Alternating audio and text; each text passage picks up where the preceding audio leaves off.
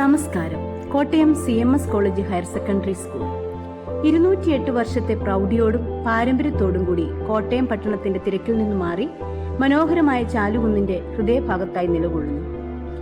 അറിവ് പങ്കിടുന്നതിനൊപ്പം പരിസ്ഥിതി സംരക്ഷണ പ്രവർത്തനങ്ങളിൽ പങ്കാളികളായി ഒട്ടേറെ പ്രവർത്തനങ്ങൾ സ്കൂൾ ഏറ്റെടുത്ത് നടപ്പിലാക്കി വരുന്നു.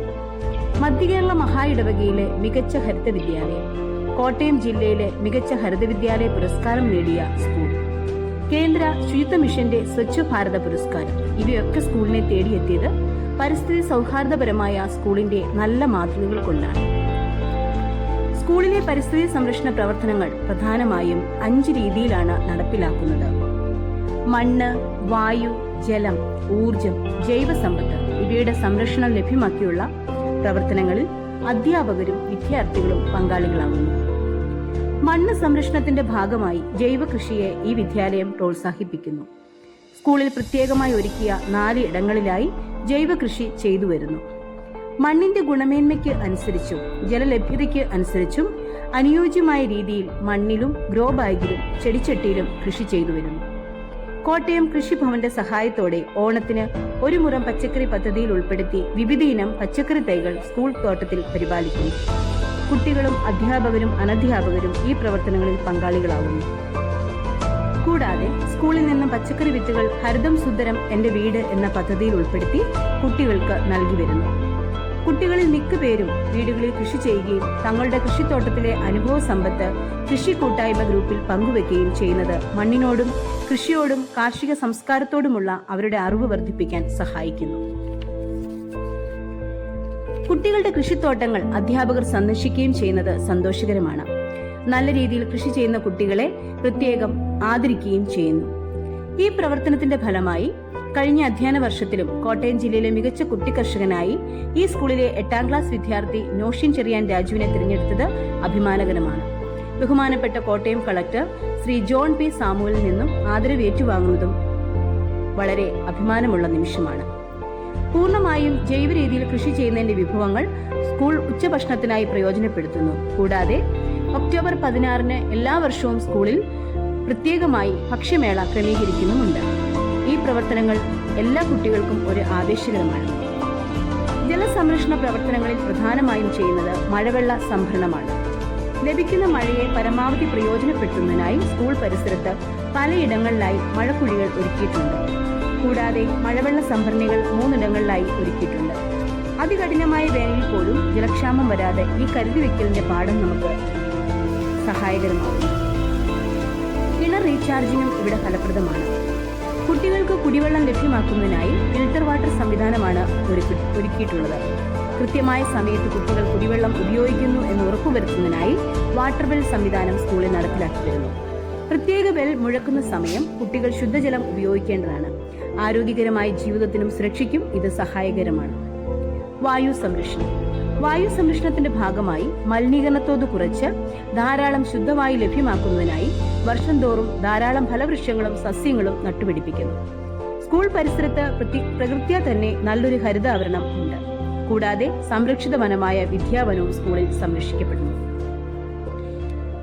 കേരള ഫോറസ്റ്റ് ഡിപ്പാർട്ട്മെന്റിന്റെ സഹായത്തോടെ 150ഓളം സസ്യങ്ങൾ ഇവിടെ സംരക്ഷിക്കപ്പെടുന്നു. കോട്ടയം നവജീവൻ ട്രസ്റ്റിന്റെ ഭാഗമായി ധാരാളം സസ്യങ്ങൾ സ്കൂളിൽ നട്ടുപിടിപ്പിച്ചിട്ടുണ്ട്. ഇവയൊക്കെ നമ്മുടെ ശുദ്ധ വായു ലഭ്യത ഉറപ്പുവരുത്തുന്നതാണ്. കോട്ടയം നഗരത്തിന്റെ തിരക്കിന്റെ നടുവിലും കാർബൺ ഡൈ ഓക്സൈഡ് മുഴുവൻ ആഗിരണം ചെയ്ത് നമ്മുടെ വൃക്ഷങ്ങൾ നമുക്ക് കരുതലാകുന്നു.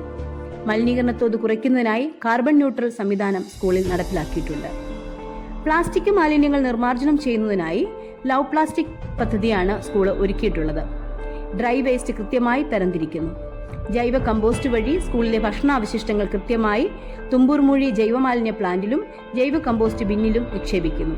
ഇത് നല്ല ജൈവ വളമായി കൃഷിക്ക് പ്രയോജനപ്പെടുത്തുന്നു. എല്ലാ വെള്ളിയാഴ്ചയും സ്കൂളിൽ ഡ്രൈ ഡേ ആചരിക്കുന്നുണ്ട്. കൊതുക് നിവാരണത്തിന്റെ ഭാഗമായി ചിരട്ട പദ്ധതിയിൽ ഉൾപ്പെടുത്തി കോട്ടയം മുനിസിപ്പാലിറ്റിയോട് ചേർന്ന് ഹരിത കേരള മിഷന്റെ ഭാഗമാകുന്നു. കൂടാതെ ക്ലാസ് മുറികളിൽ ജൈവ ബിന്നുകളാണ് ക്രമീകരിച്ചിരിക്കുന്നത്. പരിസ്ഥിതി അവബോധം കുട്ടികളിൽ വളർത്താനായി ഈ പ്രവർത്തനങ്ങൾ സ്കൂളിനെ സഹായിക്കുന്നു. ഊർജ സംരക്ഷണം. ഊർജ സംരക്ഷണത്തിനായി കുട്ടികൾ ബോധവാന്മാരാണ്. ക്ലാസ് മുറികളിൽ LED ബൾബുകളാണ് ഉപയോഗിക്കുന്നത്. ആവശ്യമില്ലാത്ത സമയത്ത് ഇലക്ട്രിക് ഉപകരണങ്ങൾ ഉപയോഗിക്കാൻ പാടില്ല എന്നുള്ള അവബോധം അവർക്കുണ്ട്. വീടുകളിലും ഇതുപോലെ തന്നെ കുട്ടികൾ ശ്രദ്ധയോടെ വൈദ്യുതി സംരക്ഷിക്കുന്നു.